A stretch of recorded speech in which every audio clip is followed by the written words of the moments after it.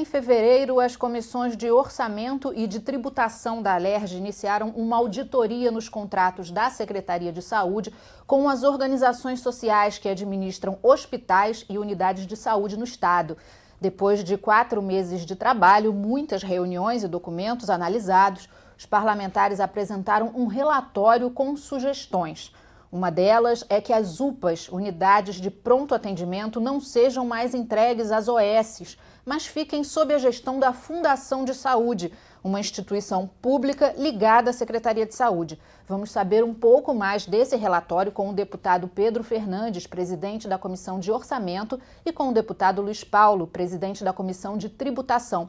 Sejam bem-vindos ao programa. Gostaria de começar falando sobre os principais problemas que foram analisados durante esses meses de trabalho nos contratos das OS. O que os senhores podem apontar?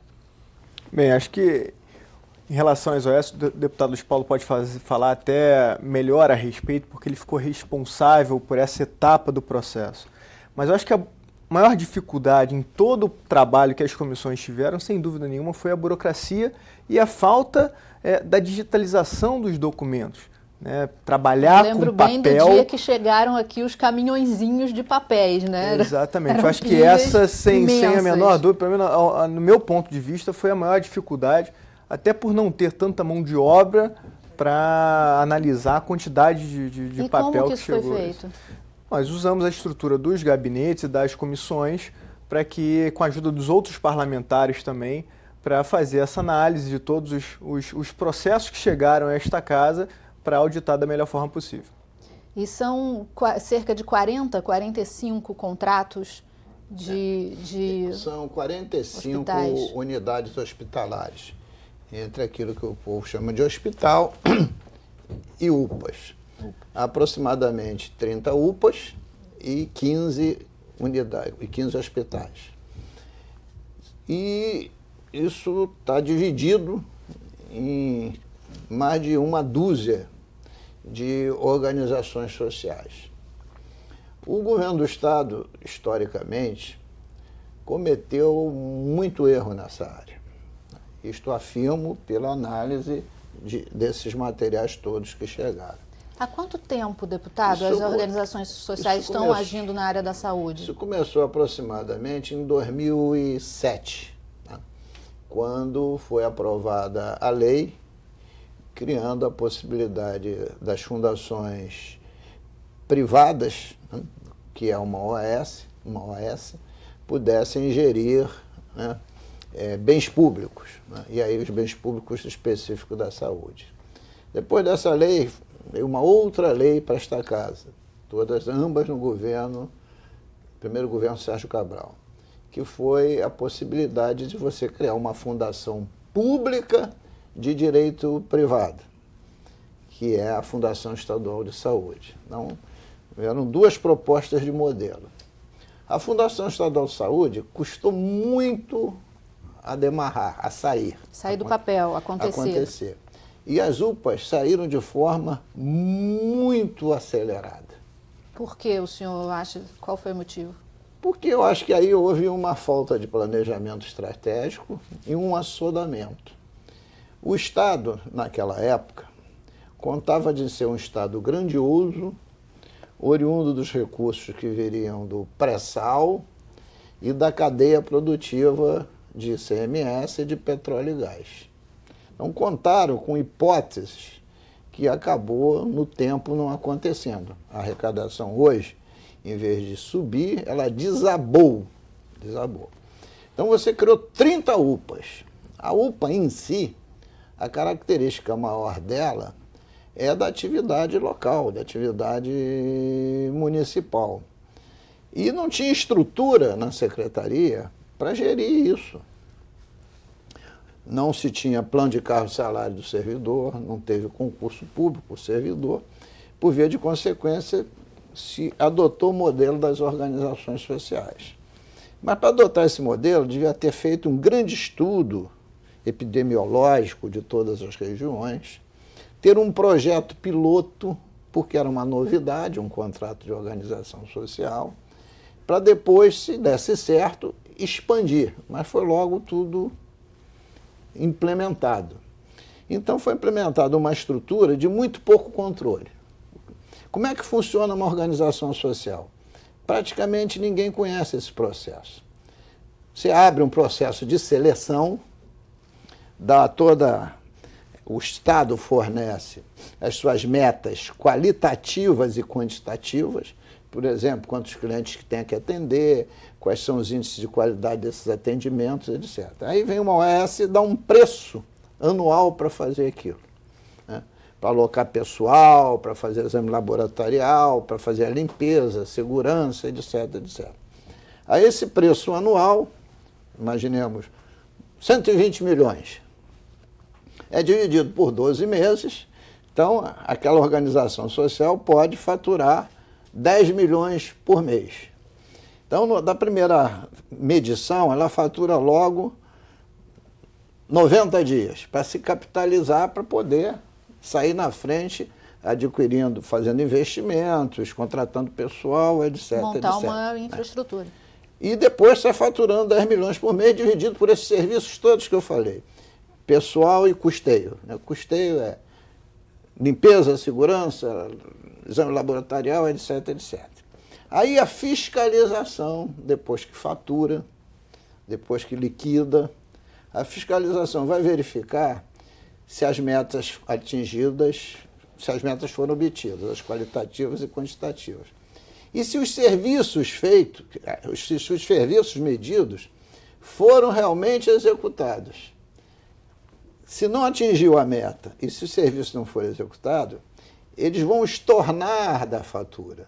Quer dizer, eles vão glosar a fatura naqueles valores, para ser descontado 1, 2 meses depois. Ora, com um volume tão grande de contratos, precisava ter muitas equipes acompanhando o cotidiano das UPAs.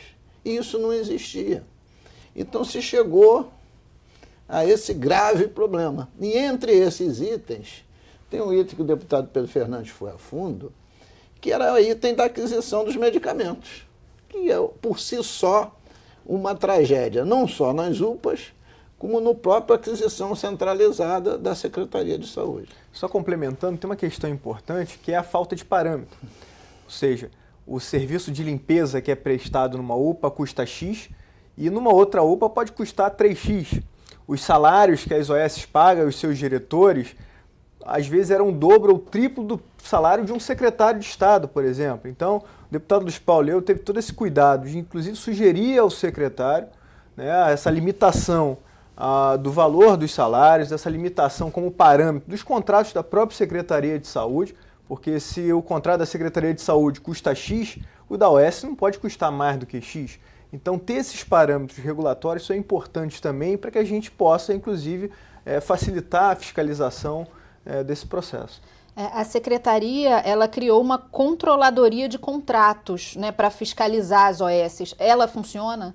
Essa controladoria? Olha só, ela tem duas estruturas. Ela tem uma estrutura de fiscalização e ela tem uma estrutura de auditoria. Ocorre que a estrutura de auditoria não é para auditar as UPAs especificamente, é para auditar tudo o que acontece a nível de SUS no nosso estado. É uma auditoria da Secretaria. Da Secretaria. Ora, e ela só entra nas OS na medida que são demandadas, porque é uma auditoria também pequena para um volume imenso de serviços. Você sabe que o Estado, a gente luta há muito tempo, não tem uma controladoria geral e precisa ter. Então, essa auditoria, ela também não dá conta, e não dava conta desse recado. E o contrato da OAS ainda tinha uma outra especificidade absolutamente complexa. Porque, em tese, uma organização social não tem fins lucrativos. Isso era uma outra questão que eu ia levantar com os senhores. Mas se você paga altos salários sem ter uma base, como disse Pedro Fernandes, de equiparação, está tendo fins lucrativos. Segundo, uma organização social, por exemplo, da Bahia, eu estou dando a Bahia porque existe uma que é da Bahia, ela tem uma aqui no Rio de Janeiro. Ela tem uma administração central, como tem outra de São Paulo, administração central. A administração central, o que é a administração central? É o custo daquele prédio, o conjunto dos funcionários que estão lá, o presidente da empresa, a diretoria, não da organização social local, mas geral. Tem que ser rateado por todos os contratos que ela tiver. Isto é uma questão que fica sem limite, porque imagine que essa administração da Bahia, ela tenha 10 contratos no Brasil. Então ela vai ratear essa administração central por 10 contratos, proporcional ao tamanho de cada um. Agora imagine que tenha uma outra organização social que tenha um único contrato, que seja o do Rio de Janeiro. Então vai pesar muito no Rio de Janeiro.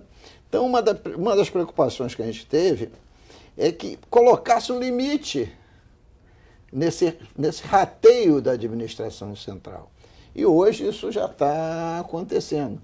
E introduzimos essas questões também num projeto de lei para modificar a lei atual, para que esses controles não sejam só uma decisão do secretário, uma decisão momentânea, passe a ser uma decisão que passe a vigorar no texto legal. O senhor está falando da lei que rege as OS. Exatamente. E esse projeto de lei vai ser apresentado? Não, já foi. Já foi apresentado. Agora a gente vai, no devido momento, pedir pauta para ele ser discutido, emendado, melhorado, etc.